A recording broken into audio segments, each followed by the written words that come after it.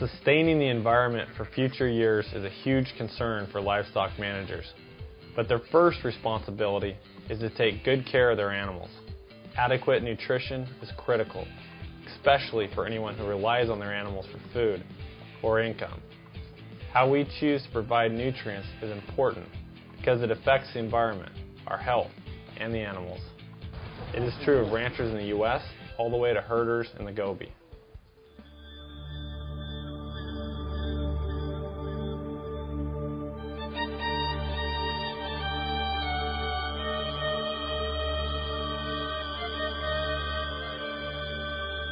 In Mongolia, the winter winds blow in bitter temperatures from Siberia across the open grassland and desert steppe. This makes the capital, Ulaanbaatar, the coldest capital in the world at negative 30 degrees Celsius in January. Herders and livestock alike settle in for a long winter of 81 days, or 9 nines as they are known. Every few years, the effects of poor nutrition can be tragic. The Mongolian word zud describes a debilitating summer drought followed by a cruel winter. The zud starts a chain of events that ends in human tragedy.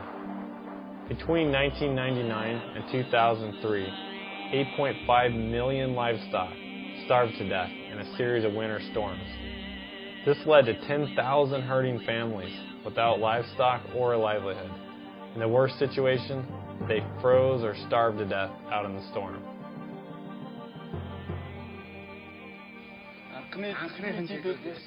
Those 2 consecutive bad years, first year we didn't have almost no loss. We had almost no loss.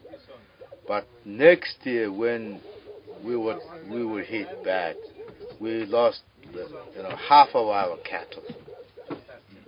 But even here, and especially here, forage isn't just forage.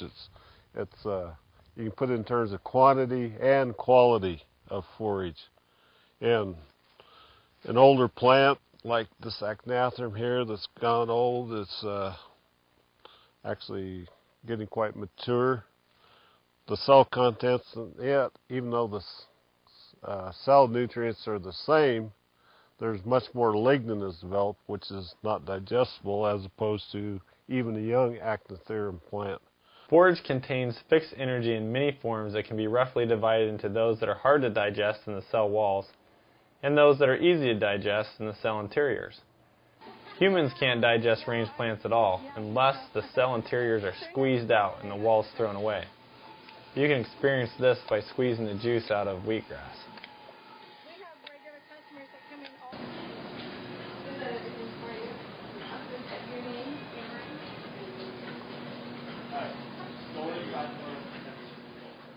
As the plant ages through the year, the cell walls thicken and the interior contents decrease. This means that older forage becomes harder and harder to digest.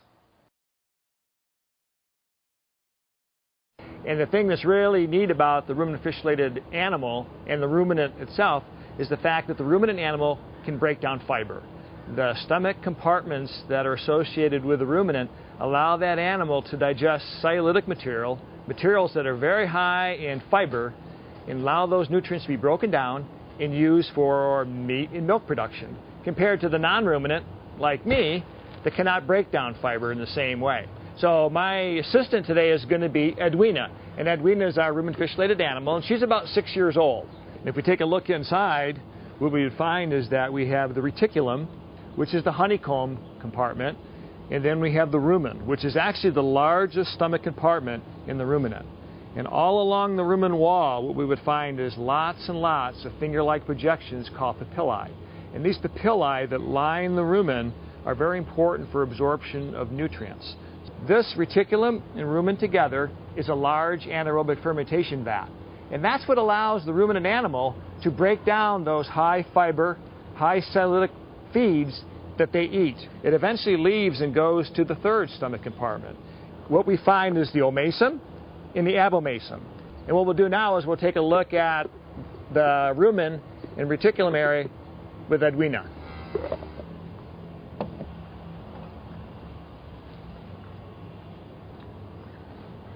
Okay, now we're going to talk about how we use Edwina to study fiber digestion in the ruminant.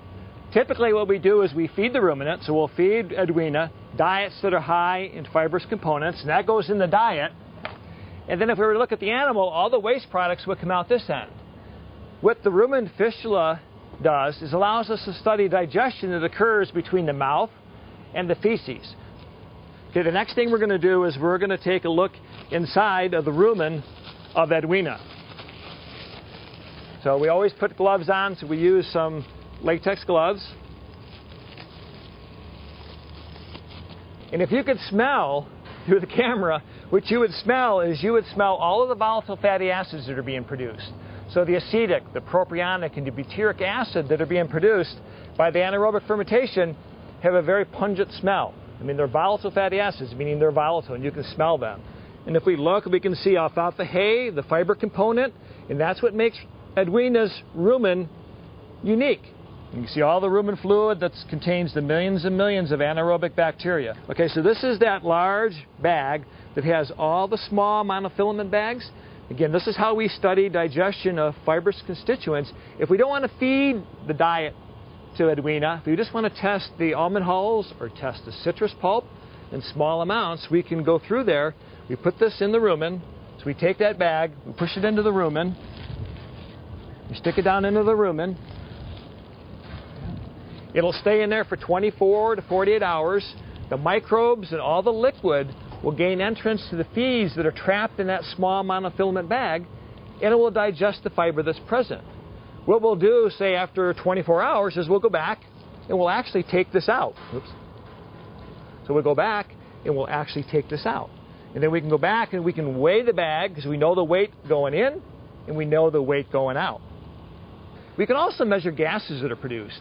And in the current environment, when we're talking about greenhouse gases, we can study methane, we can study hydrogen sulfide, so we can look at the differences if we were to add some kind of rumen modifier. We talk about many different compounds that may change the microbial population. How does that rumen modifier change the microbial population, change fiber digestion, and change the amount of methane that's produced by Edwina? These volatile organic gases, or VOCs, have gained an infamous reputation as humans become ever more conscious of smog and climate change. To make matters worse, the trend in developed countries is to move away from rural grazing systems and instead focus on highly efficient and industrialized meat and milk production.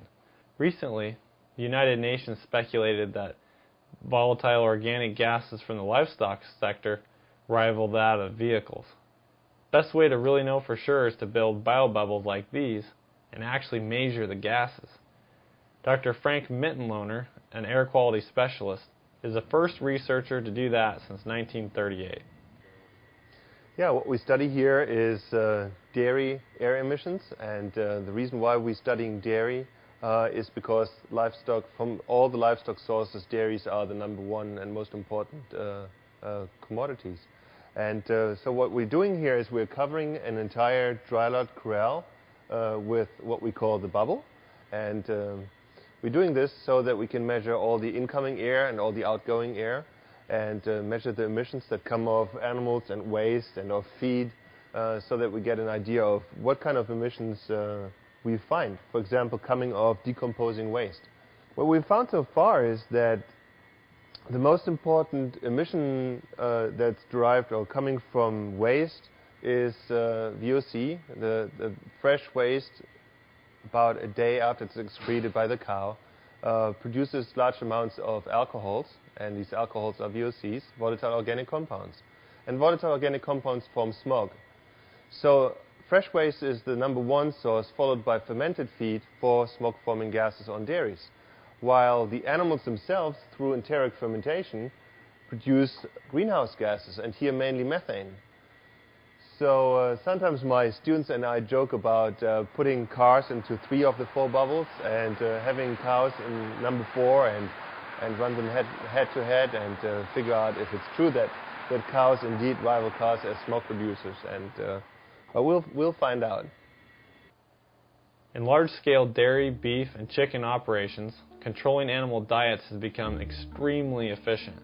These operations are vertically integrated, meaning that they control all aspects of animal production, finishing, slaughter, and marketing.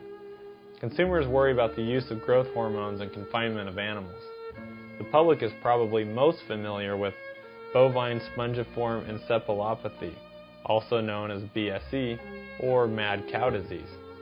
It arose from protein supplementation practices in the 1980s and 1990s. I can understand why consumers would be worried about food safety, animal handling techniques, and there's ways that they can address that. They can choose to buy local, they can choose to buy from the producer directly so that they know how their animal was raised, they know how it was processed, and they can be assured that what they're buying is really what they want, something healthy, something wholesome that was raised on these rangelands.